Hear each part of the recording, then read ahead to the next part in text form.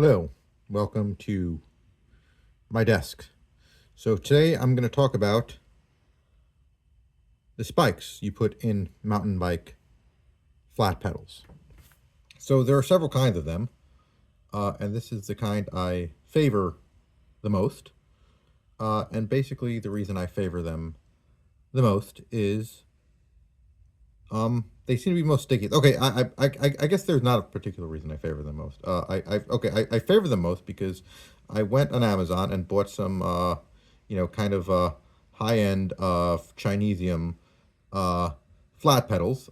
They were blue, they were aluminum, they were really sticky, and they're really good. They stick when I ride my bike with my construction boots, and they stick when I ride my bike with my leather soled Florisham wingtips, right? So they're really good for I guess commuter bike stuff in that sense, right? Because at least for my uh, wingtips, they tend to slip when I just use the nylon pedals my wife uses. Now I know because they're aluminum and they got the spikes that if one wrong, if they do slip for whatever reason, they really hurt your shins, digging your shins. So I'll never put them on my wife's bike, which is currently what I'm using kind of for commuting because I have SPD, clipless pedals for both my bikes. But anyway, that's kind of neither here nor there, or maybe just tells you a lot about me.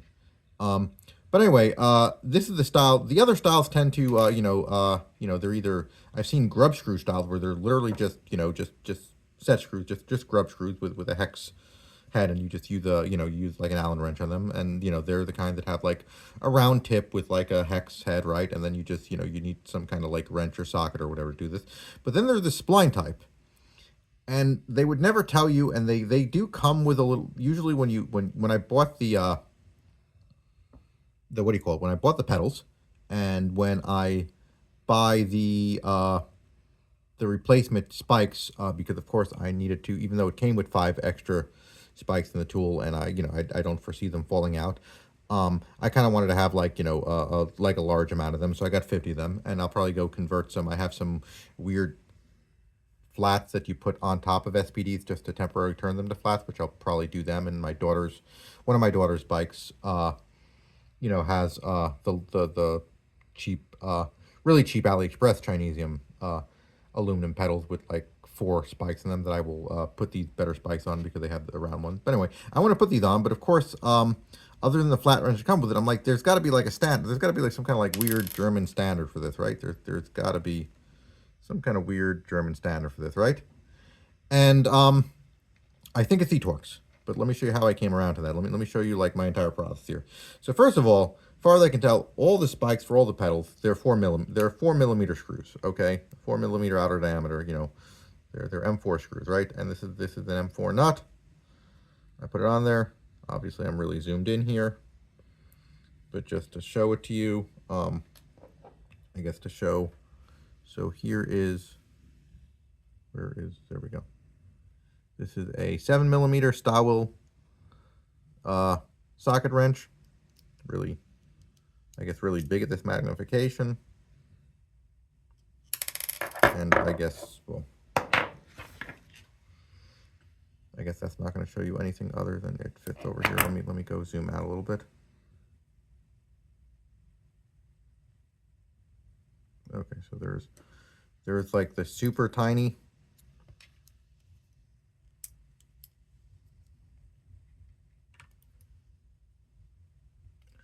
fly over there, right? And then we'll kind of screw that one in by hand over here.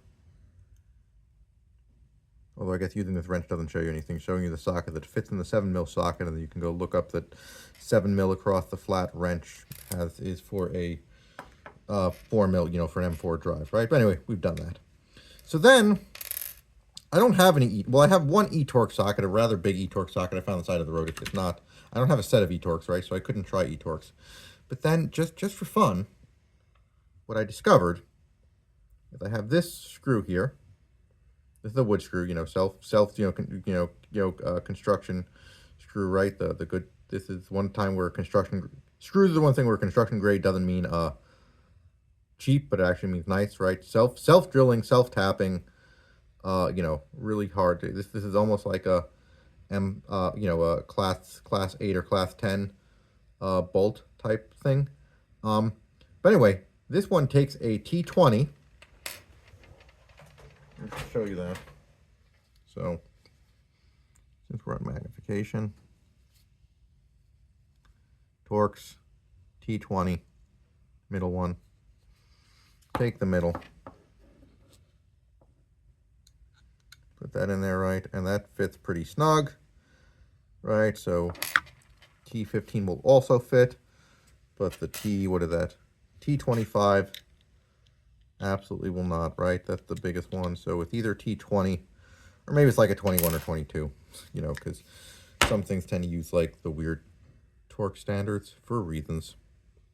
But anyway, this head over here, I realize, fits right in here perfectly.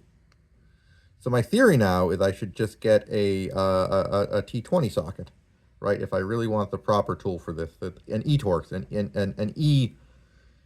E320, or I don't know what, whatever, and I'm gonna look at E-Torx socket. But the other thing I discovered, because it does have the same flat thing, so this is I forgot why I bought this set. But it's like literally being the tool I've just never had the uses for. Because this set only goes up to 6 millimeter and it goes down, so this is 3.5 millimeter. And I forgot why I thought I needed this. Oh, I remember why I thought. Oh, I did need it for. I got into Raspberry Pis, and the Raspberry Pi, the cases for them, right? I wanted something to turn the riser bolt on them, right? So this goes down to 2.5. The smallest one in the set is a 2.5 millimeter.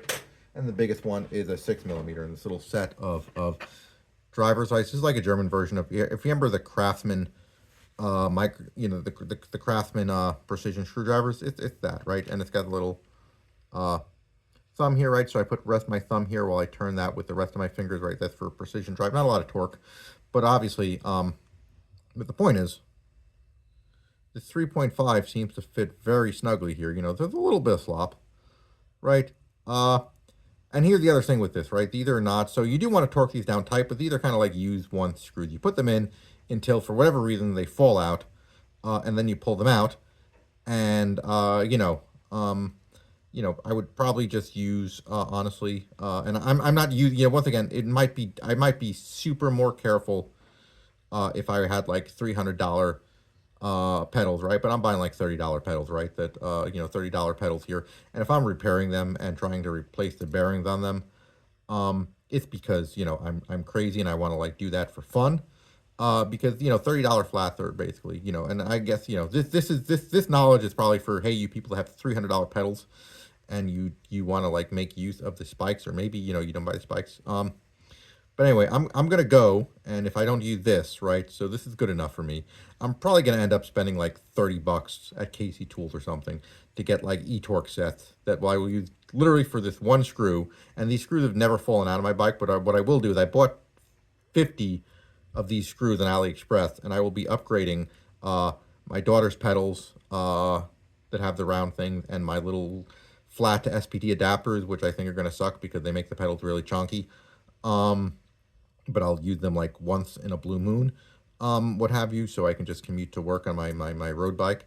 But anyway, I'll be doing that. But I just wanted to kind of do a deep dive here, because the thing that's always annoyed me about these, it's like they never say what type of head these are, right? They never say that in the AliExpress. I'm gonna go in the comments of the AliExpress, put my own QA here, and add the Chinesium, like the saying that, hey, if you want to buy these Chinesium spikes, this will fit with the measurements and what have you. I'll put them on. Well, I'm gonna put them in the Amazon one. So I didn't get the ones I bought from AliExpress. So I'll go on the Amazon where I bought the pedals, and I'll put that for sure. And once I determine, because I'm pretty sure these are all the same. I think there's just like the 3 standards of them, and I'll put them on. And if this works with a 3.5 millimeter, I'll go all over the internet, and I'll be the guy that says, hey, these will fit with a 3.5 millimeter socket. And when I get the E-Torx one, and I'll make the note that it seems to fit inside of a T15 screw, so I expect like an ET15 or whatever the E-Torx standard is called, which I'll soon be annoying about. I'll set that up, and I'll put that in there, and I'll let people know, because I feel like, I don't know, it's like bike people, like they, they like having nice tools from Park, or, they probably like having German tools, for general tools if they're more of a general hobbyist, right? Like we like having nice tools to work on our bike. And but for this one thing, we just like don't seem to care. Like we don't seem to care. And it just sort of seems like if you're really into flat pedals, you're going to end up with this standard, because isn't this the best standard? It's spliny, it's splanky, it's chunky. I don't know. It's my favorite. Or maybe it's just, maybe I'm just causing myself the most annoyance. Maybe I should just stick with the standard size. And the only reason I obsessed with these is because I'm like a little baby gosling, and the first spike I ever saw was the ones on the particular flat that I bought. Whatever. Anyway, thanks for watching. That's just been my deep dive into mountain bike spikes.